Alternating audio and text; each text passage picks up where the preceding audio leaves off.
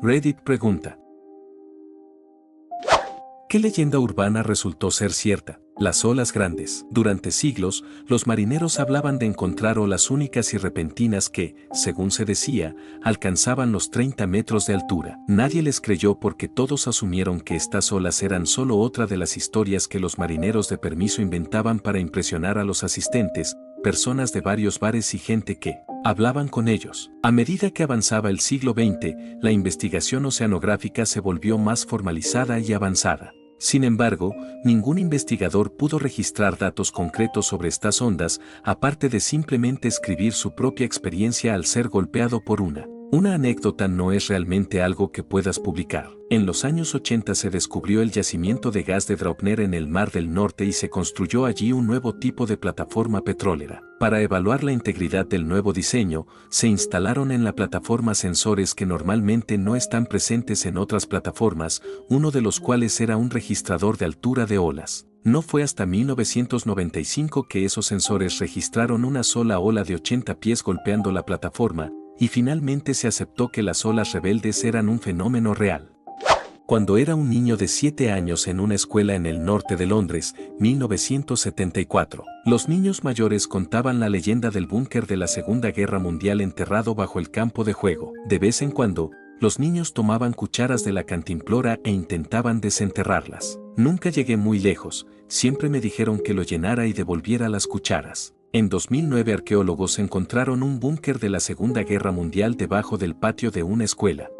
En Pensilvania, había una leyenda local en un pueblo sobre un hombre verde al que se podía ver caminando por las calles de noche. Resultó ser un hombre gravemente desfigurado que caminaba de noche para no asustar a la gente. Siempre me sentí tan mal por el chico. Los que quieran saber más de la historia les dejo fijado en los comentarios el link de la noticia.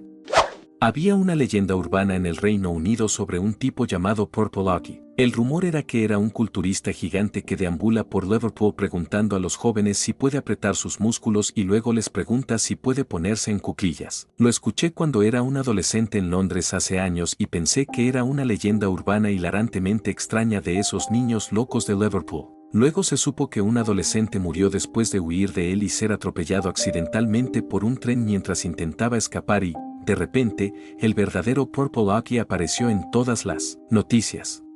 Había una casa embrujada donde vivía, Tasmania, Australia, que lentamente volvería locos a todos los que vivían allí durante un periodo. Resultó que había un tanque de agua demasiado grande en el jardín con una planta datura oculta creciendo encima que arrojaba flores sobre el tanque. Las personas que vivían allí estaban tomando agua mezclada con químico natural de la planta que les hacía actuar como paranoico en su casa.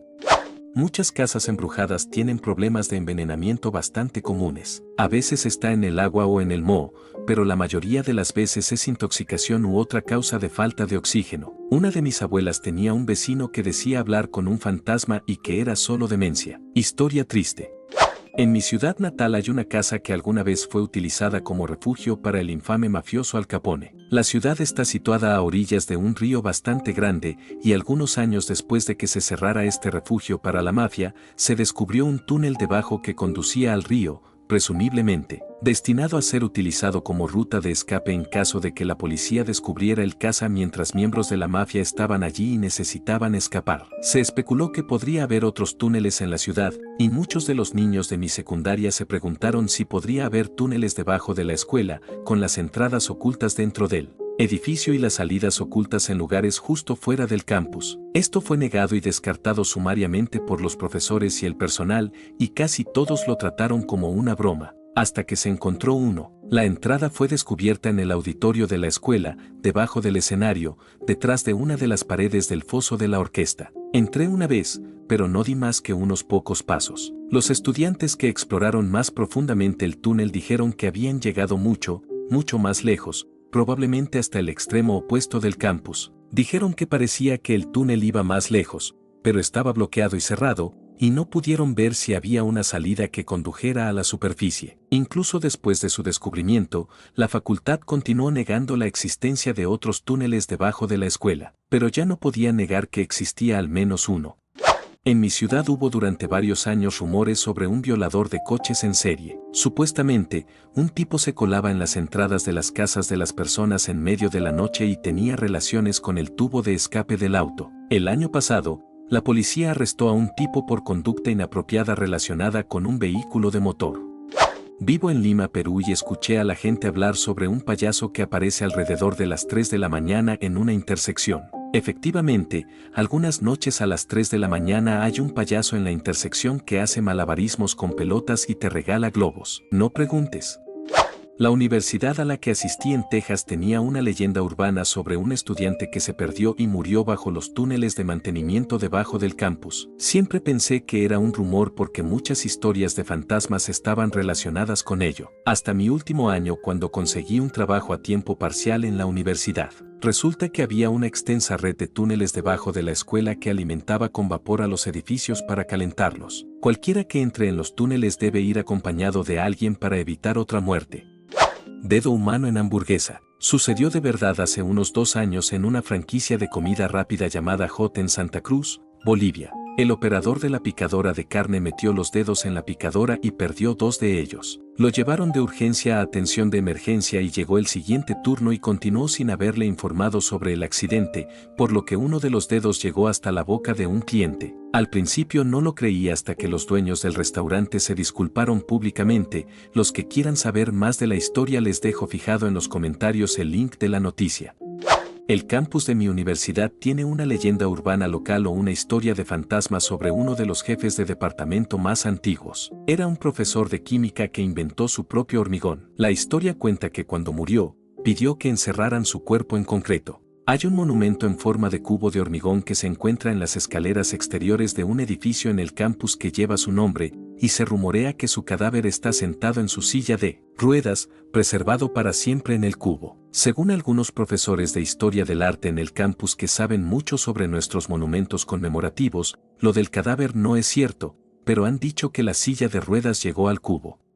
No era una leyenda urbana completamente formada y no sé si se puede contar esto como verdad, pero mi prima fue a una secundaria que los estudiantes siempre decían vagamente que estaba embrujada o maldita. En su mayoría historias tontas sobre cosas que se mueven o afirmaciones dudosas de que el hermano de un primo que se graduó hace 12 años jura que vio un fantasma y capta todas las explicaciones cada vez que el equipo de fútbol perdió o se produjo una gotera en el techo. Los estudiantes solían decir que la escuela fue construida sobre un cementerio de nativos americanos y que esa era la maldición. Maldición Seminole. Hace unos años, descubrieron que no era un cementerio de nativos americanos, pero en realidad resultó que la escuela había sido construida sobre un cementerio para afroamericanos y cuerpos no identificados o aquellos que no podían permitirse un entierro en otro lugar.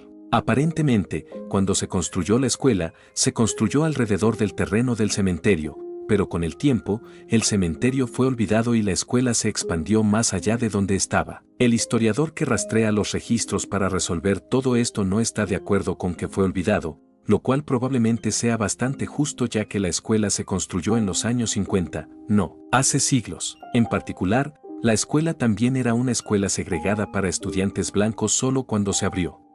Cuando tenía unos 12 años, un amigo y yo estábamos jugando en un bosque conocido por ser espeluznante. Mientras construíamos un fuerte, un hombre extraño se acercó sigilosamente detrás de nosotros y nos gritó que saliéramos de su tierra y nunca volviéramos. Realmente nos sorprendió porque sabíamos que el terreno era un área pública y nunca antes había sido amenazado por un adulto. Varios años más tarde descubrimos que era un verdadero ladrón de bancos, buscado por el FBI durante años y resultó que construimos nuestro fuerte a unos metros de su escondite.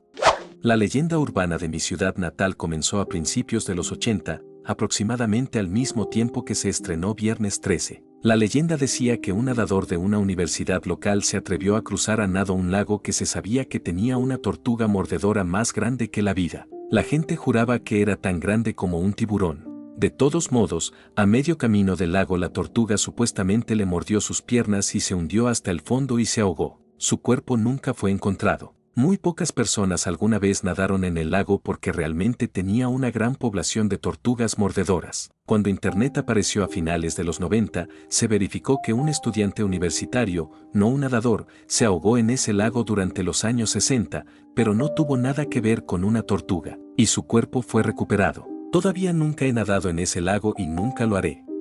Resulta que los calamares gigantes son reales, no solo un mito contado por los marineros en barcos de madera. Muchas gracias por ver el video, chicos. Recuerden suscribirse, darle like, comentar y compartir el video para que YouTube recomiende a más gente. Nunca olviden comentar si tienen algo similar con esta pregunta y que tengan un buen día. Hasta el próximo video.